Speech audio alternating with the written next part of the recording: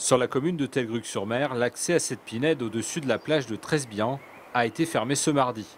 Hier encore, le promeneur pouvait découvrir cet amas blanchâtre, 200 mètres cubes d'algues en décomposition. Entreposées illégalement, ces algues ont été ramassées quelques centaines de mètres plus bas. Un choix assumé par le maire.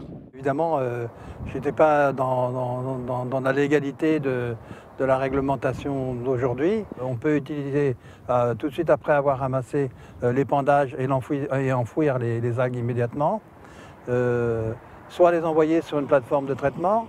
Or, malheureusement, sur la presqu'île de Crozon, nous n'avons pas de cette plateforme.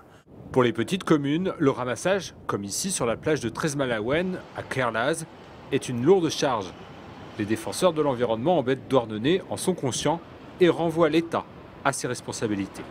C'est vrai que les petites communes sont dans des positions délicates parfois, parce qu'ils ont des volumes importants d'algues dont ils sont responsables.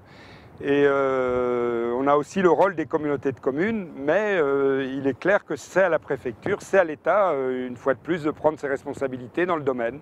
Finalement, un accord a été trouvé entre Telgruc et la préfecture. Les 200 mètres cubes d'algues seront transportés ce mercredi sur cette plateforme à Plonévé-Porzay, située à 20 km.